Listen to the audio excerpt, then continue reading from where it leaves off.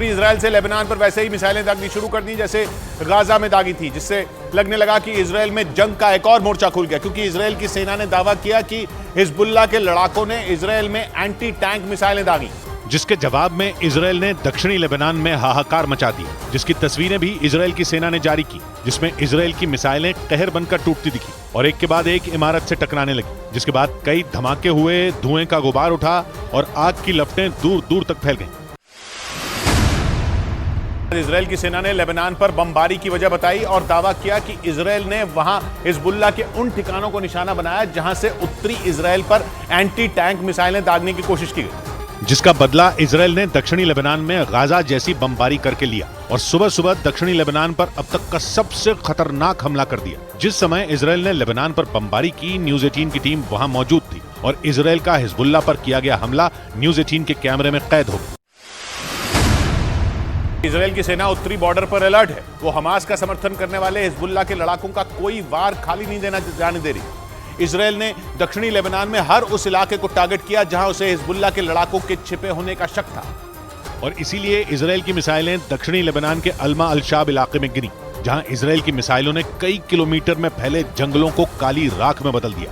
News 18 की team जब Lebanon के अल्मा अल-शाब इलाके में पहुंची तो दूर दूर तक जले हुए जंगल और इजराइल की मिसाइलों के टुकड़े नजर आए।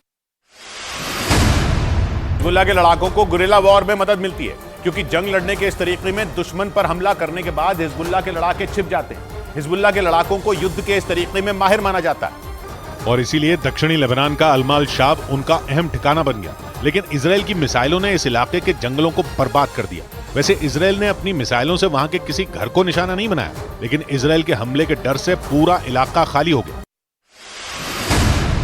लेबनान का कट्टरपंथी संगठन हिजबुल्लाह 7 अक्टूबर के बाद से उत्तरी इजराइल को निशाना बना रहा है, जिसका जवाब इजराइल ने भी उसी अंदाज में दिया। ऐसा लगा कि दक्षिणी लेबनान में भी भयंकर जंग छिड़ने वाली है और उसकी हालत भी गाजा जैसी हो सकती है, क्योंकि एक ओर दक्षिणी लेबनान पर इजराइल मिसाइलें दाग रहा है तो वहीं दूसरी ओर हिजबुल्लाह ने भी उत्तरी इजराइल में सेना के ठिकानों को टारगेट किया।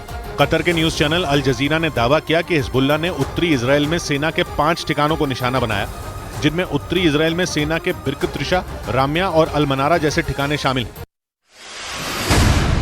इजराइल की सेना का कहना है कि दक्षिणी लेबनान के यारीन और अल्मा अल-शाब इलाकों से ही उस पर हमले हुए। यानी यही नहीं, उसने दावा किया कि 17 अक्टूबर को उत्तरी इजराइल में यहीं से अटैक हुआ था, जिसमें इजराइल के 3 सैनिक घायल हो गए थे। क्योंकि दक्षिणी लेबनान का यारीन गांव इजराइल से केवल 19 किलोमीटर दूर है, जहां रहने वाले ज्यादातर लोग सुन्नी मुसलमान हैं, लेकिन हिजबुल्लाह के लड़ाकों का भी यहां अच्छा खासा दबदबा है और इसीलिए इजराइल की सेना ने यारीन गांव को भी निशाना बनाया, क्योंकि एक दिन पहले हिजबुल्लाह ने दावा किया था कि उसने इजराइल लेबनान बॉर्डर पर इजराइल के ड्रोन को मार गिराया। दक्षिणी लेबनान में हिजबुल्लाह के कई बड़े ठिकाने बर्बाद हो गए। इजराइल की सेना ने तो यही दावा किया। इजराइल की भौगोलिक स्थिति ऐसी है कि वो वहां हमेशा जंग की स्थिति में रहता है, क्योंकि वो फिलिस्तीन, जॉर्डन, लेबनान और सीरिया जैसे देशों के साथ सीमा साझा करता है। ये सभी देश मुस्लिम देश हैं जो यहूदी देश इजराइल के खिलाफ हैं। यही नहीं, फिलिस्तीन का कट्टरपंथी संगठन हमास और लेबनान का कट्टरपंथी संगठन हिजबुल्लाह तो इजराइल पर हमले भी करते रहे। हिजबुल्लाह इजराइल के लिए बड़ा खतरा बन चुका है, क्योंकि वो हमास का साथ भी दे रहा है और उत्तरी इजराइल में उसकी नाक में भी दम कर रहा है। यही नहीं, वो इजराइल की सीमा से लगने वाले ज्यादातर देशों में सक्रिय है, लेकिन उसका असली दबदबा तो लेबनान में माना जाता है और यही इजराइल की परेशानी है। क्योंकि इजराइल और लेबनान 130 किलोमीटर लंबी सीमा साझा करते हैं और इसी इलाके में संयुक्त राष्ट्र का शांति मिशन चल रहा है, क्योंकि 1948 के बाद से इजराइल और लेबनान के बीच सीमा विवाद चल रहा है, जिसमें जमीन से ज्यादा समंदर पर कब्जे की लड़ाई, क्योंकि इजराइल और लेबनान भूमध्य सागर के करीब 860 वर्ग किलोमीटर इलाके पर दावा करते हैं। इजराइल जंग की उसी रणनीति को अपनाएगा जिसके तहत गाजा में घुसकर उसकी सेना हमला करेगी और अपने मिशन को पूरा कर लौट जाएगी, ताकि हमास के खतरनाक प्लान को फेल किया जा सके। क्योंकि इजराइल की सेना ने फिर गाजा के उत्तरी हिस्से को अपने बमों और मिसाइलों के हमले से दहला दिया। गाजा पर जमीनी हमला करने के बजाय सर्जिकल स्ट्राइक में जुटे नेतन्याहू के सैनिकों ने इस बार और भी बड़े हमले किए। उन्होंने न सिर्फ जमीन बल्कि हवा और पानी के रास्ते से भी बमबारी की। इन हमलों से जुड़ा एक वीडियो भी जारी किया गया, जिसमें गाजा पट्टी की कई इमारतों को निशाना लगाकर तबाह कर दिया गया।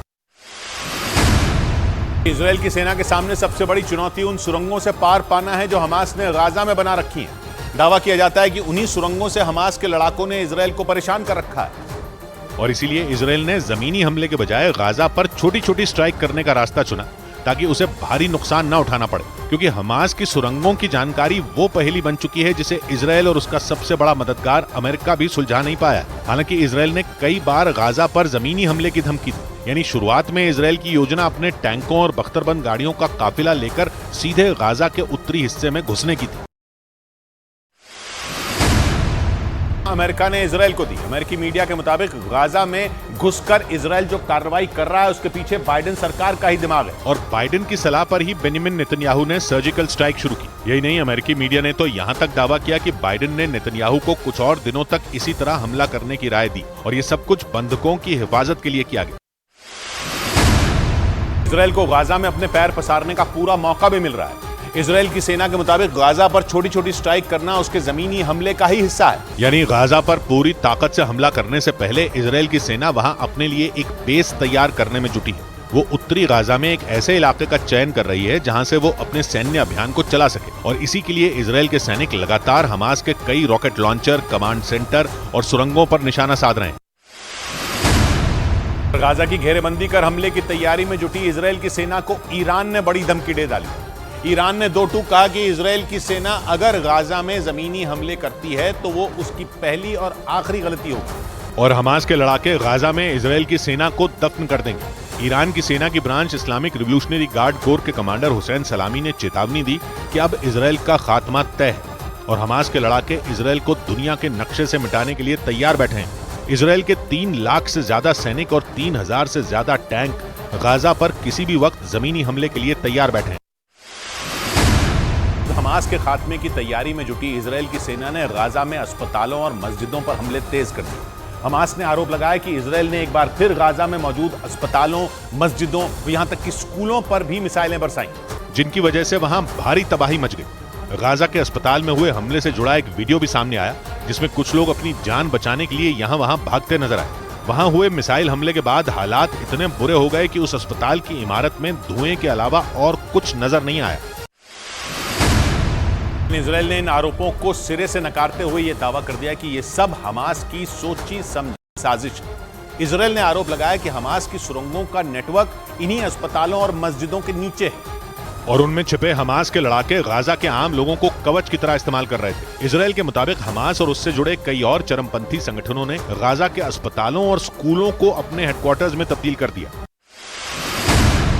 इजरायल की सेना ने बाकायदा एक वीडियो भी जारी किया जिसमें उसने गाजा के अल शिफा अस्पताल के नीचे हमास की सुरंगों का नेटवर्क होने का सबूत पेश किया और यह आरोप लगाया कि हमास ने गाजा के अस्पतालों और स्कूलों की आड़ में आतंक का एक बहुत बड़ा चक्रव्यूह रचा। मतलब उसने जमीन के ऊपर अस्पतालों, मस्जिदों और स्कूलों की इमारतें बनाई, लेकिन उनके नीचे सुरंगों का बहुत बड़ा जाल बिछा दिया। और द गार्डियन के मुताबिक इसीलिए अमेरिका के राष्ट्रपति बाइडेन ने इजरायल के प्रधानमंत्री को फोन लगाया और इजरायल को गाजा में हवाई हमले करते हुए सावधानी बरतने को कहा। इजरायल को गाजा में फूंक फूंक कर कदम रखने की नसीहत दे डाली, क्योंकि इजरायल की सेना ने गाजा में हमास के ठिकानों पर बारूद की बारिश और ज्यादा तेज कर दी। गाजा में आम लोगों की मौत इजरायल के लिए मुसीबत खड़ी कर सकती है। ऊपर से अमेरिका के लिए इजरायल के पड़ोसी देश मिस्र और जॉर्डन जैसे मुस्लिम देशों को साथ रख पाना भी मुश्किल हो रहा है, क्योंकि गाजा में आम लोगों की मौत की खबर पूरी दुनिया में जंगल में लगी आग की तरह फैल रही है, जिसकी वजह से कई देशों में इजरायल का विरोध हो रहा है। बाइडेन इजरायल के लिए मुस्लिम देशों के साथ तालमेल बैठाने में जुटे हों, मगर गाजा में इजरायल के हमले का विरोध लगातार बढ़ता ही जा रहा है। कुछ मुस्लिम देश तो गाजा में हुई मौतों के लिए अमेरिका को ही जिम्मेदार बता रहे हैं और अमेरिका का कट्टर दुश्मन ईरान तो हाथ धोकर ही उसके पीछे पड़ गया, जबकि फिलिस्तीन भी जंग की शुरुआत से ही अमेरिका को कोस रहा है। अमेरिका इजरायल को गाजा में हमले करने में नरमी बरतने की सलाह दे रहा है, लेकिन खबर है कि बाइडेन के समझाने के बाद भी नेतन्याहू गाजा में ऑपरेशन की जिद पर अड़े हुए हैं, क्योंकि इजरायल गाजा में अब की बार आर पार की लड़ाई चाहता है। हमास ने उसे बीते सालों में जो जख्म दिए हैं वो उनका हिसाब सूद समेत वसूलना चाहता है।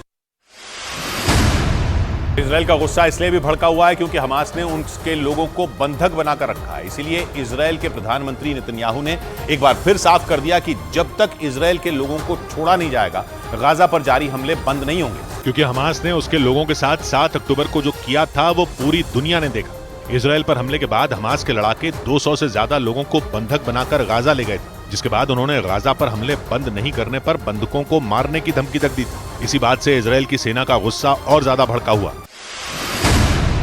गाजा में हमले रोकने के लिए सिर्फ अमेरिका ही इजरायल पर दबाव नहीं बना रहा है। ब्रिटेन के मीडिया के मुताबिक इंटरनेशनल क्रिमिनल कोर्ट ने भी इजरायल को चेतावनी दे डाली, जबकि संयुक्त राष्ट्र तो इजरायल से लगातार हमले बंद करने की अपील कर रहा है। लेकिन इसके बावजूद इजरायल की फौज गाजा में हमास के ठिकानों पर जोरदार हमले कर रही है। मगर इजरायल पर यह आरोप लग रहे हैं कि उसके हमलों में बेगुनाह लोगों की भी जान जा रही है।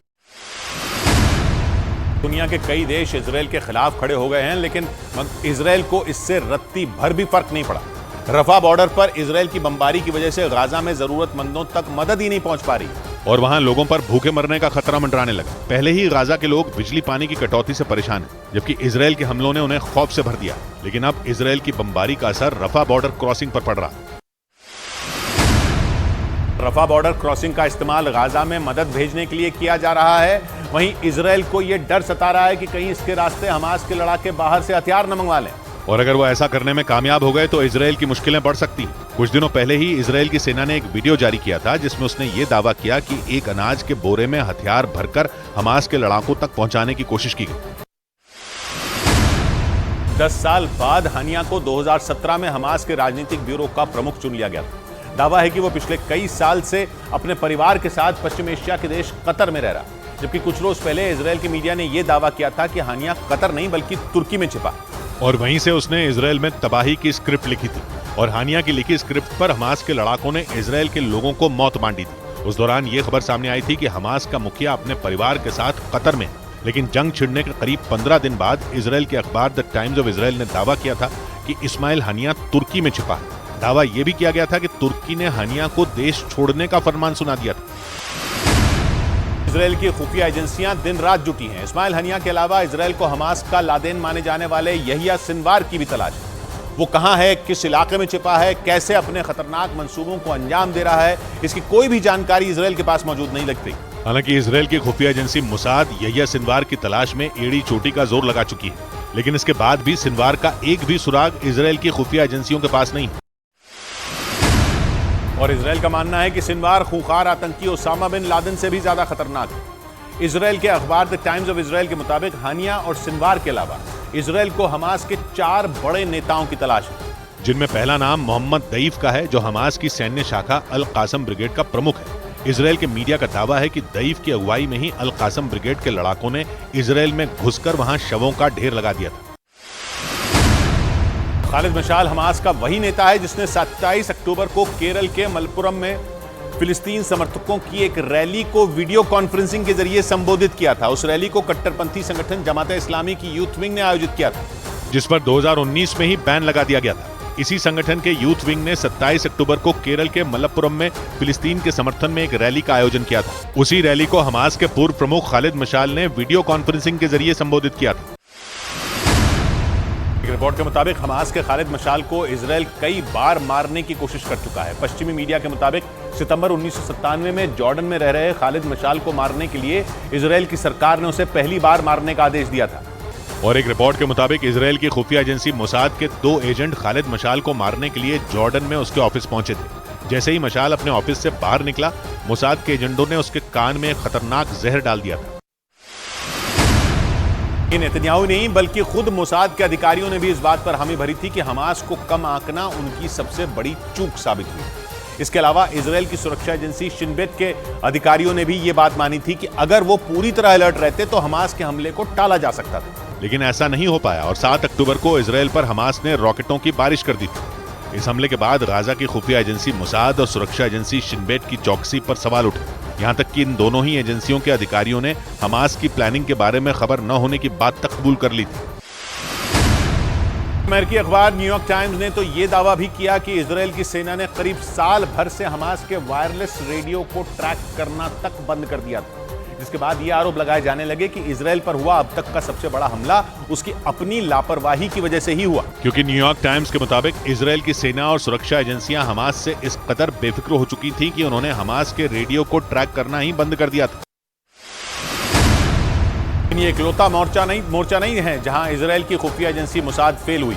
इजरायल के मीडिया के मुताबिक मुसाद के अधिकारियों ने अपने सबसे बड़े दुश्मन यानी ईरान पर पैनी निगाह रखने में भी लापरवाही बरती। क्योंकि मोसाद के सूत्रों के मुताबिक अगर उसके अधिकारी ईरान के हर कदम पर नजर बनाए रखते तब भी हमास का यह हमला टाला जा सकता था। मोसाद की नाक के नीचे उसका सबसे बड़ा दुश्मन ईरान इजराइल पर हमले की पूरी प्लानिंग करता रहा और उसे इस बात का जरा सा भी अंदाजा नहीं हुआ।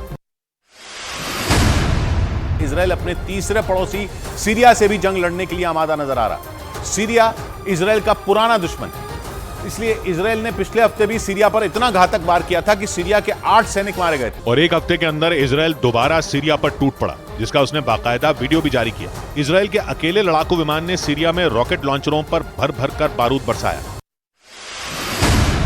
गोलान हाइट्स पर इजराइल की सेना तैनात है, मगर अपने इस हमले के लिए इजराइल ने सीरिया को ही कसूरवार ठहराया। उसने आरोप लगाया कि शुरुआत सीरिया की तरफ से हुई, क्योंकि एक दिन पहले उसने इजराइल पर हवाई हमले की, जिनका बदला लेने के लिए इजराइल ने सीरिया की सेना के अड्डों पर आसमान से अटैक कर दिया। सीरिया में हिजबुल्ला भी सक्रिय है, फिलिस्तीन के लड़ाके भी वहां हैं, और सबसे बड़ी बात यह कि सीरिया में इजराइल का जानी दुश्मन ईरान खुद बैठा हुआ है। यानी इजराइल के सभी दुश्मन सीरिया में एक्टिव हैं, जिनमें उसके लिए सबसे बड़ा खतरा ईरान है। क्योंकि सीरिया और ईरान दोस्त हैं और सीरिया में 2011 से गृह युद्ध छिड़ा है, इसलिए सीरिया की सरकार को विद्रोहियों से बचाए रखने के लिए ईरान ने अपने हजारों लड़ाके वहां उतारे हुए हैं। हमास के रूस पहुंचने पर इजराइल और अमेरिका भड़क गए और इजराइल के विदेश मंत्रालय ने रूस के राजदूत को तलब किया और हमास की मेजबानी करने पर जवाब मांगा। क्योंकि जंग की शुरुआत से ही रूस किसी भी एक पाले का साथ नहीं दे रहा था। उसने पहले इजराइल की जवाबी कार्रवाई का समर्थन किया और फिर जब इजराइल ने हमास का हुक्का पानी बंद कर दिया तो उसने इजराइल पर भी निशाना साधा। हमास की मेजबानी कर रूस ने बिना कुछ कहे इजराइल और हमास के बीच जारी जंग में एंट्री ले ली और हमास का समर्थन करने के संकेत भी दे दिए थे। जबकि इससे पहले रूस ने इजराइल और हमास युद्ध से दूरी बनाई हुई थी। हालांकि पुतिन ने एक बार नहीं बल्कि दो बार जंग खत्म करवाने का रास्ता निकालने के लिए मध्यस्थता की पेशकश की, लेकिन इजराइल ने तो हमास के खात्मे की ठान रखी। इसी वजह से उसने दोनों बार पुतिन की पेशकश को ठुकरा दिया और साफ कर दिया कि हमास के अंत तक जंग जारी रहेगी। के दागिस्तान एयरपोर्ट पर किसी भी शख्स के पासपोर्ट पर इजराइल लिखा दिखते ही फिलिस्तीन के समर्थक उस पर टूट पड़े। जब से इजराइल ने गाजा पर हमले शुरू किए हैं तब से दुनिया में कई जगह इजराइल के खिलाफ गुस्सा भड़का हुआ है, मगर यह पहली बार देखने को मिला जब अपना गुस्सा निकालने के लिए सैकड़ों लोगों की भीड़ सीधा यहूदियों से हिसाब बराबर करने पहुंच गई और एयरपोर्ट का गेट तोड़कर सीधा अंदर घुस गई। हुजूम इतना बड़ा और इतना आग बबूला था कि एयरपोर्ट की सिक्योरिटी में तैनात पुलिस उसे रोक तक नहीं पाई और लोग अल्लाह अकबर के नारे लगाकर आगे बढ़ गए। रूस के दागिस्तान एयरपोर्ट पर हुए इस बवाल ने इजराइल को रूस पर भड़कने का एक और मौका दे दिया। रूस में यहूदियों के खिलाफ ऐसा गुस्सा देखकर इजराइल तमतमा गया। ये वो चिंगारी है जो रूस और इजराइल के बीच आग भड़का सकती है। क्योंकि इजराइल पिछले हफ्ते से ही रूस पर आग बबूला है। पिछले हफ्ते इजराइल के खिलाफ जंग में कूदे हुए हमास और ईरान रूस गए थे, जहां वो वहां के उप विदेश मंत्री से मिले थे। रूस की हमास के नेताओं से मुलाकात को इजराइल ने आतंकवाद को बढ़ावा देने वाला कदम बताया था। रूस के दागिस्तान एयरपोर्ट पर हुए इस बवाल ने इजराइल को रूस पर भड़कने का एक और मौका दे दिया। रूस में यहूदियों के खिलाफ ऐसा गुस्सा देखकर इजराइल तमतमा गया। ये वो चिंगारी है जो रूस और इजराइल के बीच आग भड़का सकती है। क्योंकि इजराइल पिछले हफ्ते से ही रूस पर आग बबूला है। पिछले हफ्ते इजराइल के खिलाफ जंग में कूदे हुए हमास और ईरान रूस गए थे, जहां वो वहां के उप विदेश मंत्री से मिले थे। रूस की हमास के नेताओं से मुलाकात को इजराइल ने आतंकवाद को बढ़ावा देने वाला कदम बताया था। नेटो का सदस्य देश होते हुए भी तुर्की ने अमेरिका और इजराइल के खिलाफ मोर्चा खोल दिया। तुर्की के राष्ट्रपति रजब तैयब एर्दोगान ने इजराइल के खिलाफ बड़ा बयान देकर दुनिया के सामने नया संकट खड़ा कर दिया। क्योंकि तुर्की नेटो का सदस्य देश है, जिसने नेटो के दूसरे सदस्य देश अमेरिका के खिलाफ ही बगावत शुरू कर दी। भले ही अमेरिका नेटो में खुद को ताकतवर देश मानता हो, लेकिन इजराइल और हमास के बीच छिड़े युद्ध में तुर्की अपनी चाल बदलकर अमेरिका को टक्कर देने में जुट गया। ऐसा इसलिए क्योंकि रूस और यूक्रेन जंग में तुर्की रूस का मददगार बन गया था, जबकि अमेरिका रूस के खिलाफ यूक्रेन की मदद करता रहा। ऐसे में ये माना जा रहा है कि इजराइल के खिलाफ जंग में भी तुर्की हमास का समर्थन कर दुनिया के सामने अपनी साख और मजबूत करना चाहता है। तुर्की दुनिया के कई मुस्लिम देशों को इजराइल के खिलाफ एकजुट करने में जुट गया और उन देशों से गाजा में फिलिस्तीन के लोगों की मदद करने की अपील की, जिसके बाद जॉर्डन, मिस्र और सीरिया जैसे देशों ने इजराइल को खुली चुनौती दे दी और साफ संदेश दे दिया कि गाजा पर इजराइल की ताबड़तोड़ बमबारी का अंजाम बहुत बुरा होगा। जबकि ईरान तो पहले से ही जंग में इजराइल का खुलकर विरोध कर रहा है, लेकिन एक बार फिर ईरान ने गाजा पर हमलों के खिलाफ इजराइल को इसका खमियाजा भुगतने की धमकी दी। और ऐसे में अब इसराइल के खिलाफ मुस्लिम देशों के बीच आपसी सहमति बनने के कयास लगाए जा रहे हैं, क्योंकि तुर्की दुनिया के मुस्लिम देशों में सबसे ताकतवर है। और यही वजह रही कि इसराइल के खिलाफ जंग में कई मुस्लिम देशों ने उसका समर्थन कर दिया। मुस्लिम देशों ने इसराइल के साथ अमेरिका के विरोध में भी मोर्चा खोल दिया। आतंकी संगठन आईएसआईएस ने अपनी पत्रिका के जरिए चरमपंथी संगठन हमास को समर्थन देने का ऐलान कर दिया। अपनी पत्रिका में आईएसआईएस ने अपने आतंकियों से दुनिया भर में यहूदी नागरिकों पर हमले करने का निर्देश दिया। इसके साथ ही उसने पूरी दुनिया में इसराइल और उसके सहयोगी देशों में इसराइल के दूतावासों पर हमले करने के भी निर्देश दिए। और आतंकी संगठन आईएसआईएस ने हमले का यह निर्देश अपनी साप्ताहिक पत्रिका के जरिए दिया। उस पत्रिका में आईएसआईएस ने अपने आतंकियों को निर्देश दिया कि हमास के समर्थन में दुनिया भर में यहूदियों को निशाना बनाया जाए। इसराइल और हमास के बीच चल रही इस जंग में अमेरिका का नया दुश्मन आतंकी संगठन आईएसआईएस सामने आ गया। इससे पहले जंग में हमास के साथ हिजबुल्लाह और हूथी विद्रोही अमेरिका के खिलाफ पहले से ही खड़े हैं। लेकिन अब आतंकी संगठन आईएसआईएस हमास का सीधा समर्थन कर अमेरिका के खिलाफ खड़ा हो गया। उसने अपनी साप्ताहिक पत्रिका में अमेरिका के राष्ट्रपति बाइडेन पर निशाना साधते हुए लिखा कि उनके बयानों के बाद गाजा में इसराइल की तरफ से ताबड़तोड़ हमले तेज किए गए। आईएसआईएस के मुताबिक इसीलिए वो जंग के इस मोर्चे पर अमेरिका के खिलाफ खड़ा हो गया। सीरिया और इराक में आतंकी संगठन आईएसआईएस से अमेरिका कई साल से जंग लड़ रहा है। इन दोनों देशों में अमेरिकी सेना के सैकड़ों सैनिक आईएसआईएस के आतंकियों के खात्मे में कई साल से जुटे हैं। और यही नहीं, आईएसआईएस के सफाये के लिए अमेरिका ने 2014 में एक अंतर्राष्ट्रीय संगठन बनाया था जिसमें करीब 86 देश शामिल थे। सीरिया और इराक में आईएसआईएस के खिलाफ अमेरिका के इस संगठन का हिस्सा नेटो और यूरोपियन यूनियन के देश भी हैं। और जब से ये संगठन बना तब से इराक और सीरिया में इस्लामिक स्टेट के खिलाफ जंग तेजी से लड़ी जा रही है। अमेरिका जिस आतंकी संगठन आईएसआईएस के खात्मे की जंग लड़ रहा है वो बहुत ही खूंखार है। कुछ साल पहले तक पूरी दुनिया में आईएसआईएस की क्रूरता और बेरहमी की खबरें सुर्खियां बनती थी। और इसलिए आतंकी संगठन आईएसआईएस को पूरी तरह से खत्म करने के लिए अमेरिका ने जोर लगा दिया। आईएसआईएस यानी Islamic state in Iraq and Syria एक कट्टरपंथी आतंकवादी संगठन है जो इराक और सीरिया में सक्रिय है। अप्रैल 2013 में इसे बनाया गया था, जिसने दुनिया के कई देशों तक अपनी पहुंच बना ली थी। आतंकी संगठन आईएसआईएस में बाद में बड़ी संख्या में विदेशी लड़ाके भी शामिल हो गए। इसराइल और हमास में छिड़ी जंग के बीच इसराइल के कब्जे वाले वेस्ट बैंक के जनीन इलाके में भी हालात बिगड़ने लगे। इसराइल की सेना ने वहां रात भर छापेमारी की, जिसके बाद वहां इसराइल की सेना और फिलिस्तीनी नागरिकों के बीच जमकर झड़प हुई। और वहां से जो तस्वीरें सामने आई उनमें इसराइल की सेना के टैंक और बुलडोजर सड़कों पर नजर आए। इसराइल की सेना उत्तरी बॉर्डर पर अलर्ट है। वो हमास का समर्थन करने वाले हिजबुल्लाह के लड़ाकों का कोई वार खाली नहीं जाने दे रही। इसराइल ने दक्षिणी लेबनान में हर उस इलाके को टारगेट किया जहां उसे हिजबुल्लाह के लड़ाकों के छिपे होने का शक था। और इसीलिए इसराइल की मिसाइलें दक्षिणी लेबनान के अल्मा अल-शाब इलाके में गिरी, जहां इसराइल की मिसाइलों ने कई किलोमीटर में फैले जंगलों को काली राख में बदल दिया। न्यूज़ 18 की टीम जब लेबनान के अल्मा अल-शाब इलाके में पहुंची तो दूर दूर तक जले हुए जंगल और इसराइल की मिसाइलों के टुकड़े नजर आए, ताकि वो इसराइल के खिलाफ जारी जंग में रूस का समर्थन मांग सके। इस दौरान ईरान के उप विदेश मंत्री भी रूस पहुंचे थे। ईरान जंग की शुरुआत से ही हमास का खुलकर समर्थन करता आया है और हमास ईरान के साथ मिलकर रूस को भी अपने पाले में लाना चाहता है ताकि वो इसराइल पर बातचीत के लिए दबाव डाल सके। 7 अक्टूबर को हुए हमले के बाद से ही हमास की गिरफ्त में 200 से ज्यादा बंधक होने का दावा है और हमास ने उन्हीं बंधकों के बदले इसराइल की जेल में बंद 6000 फिलिस्तीनियों की रिहाई की बात की थी। लेकिन हमास का नामो निशान मिटाने की कसम खा चुके इजराइल के प्रधानमंत्री किसी भी तरह की बातचीत के लिए तैयार नहीं है और वो बिना शर्त अपने नागरिकों की रिहाई चाहते हैं।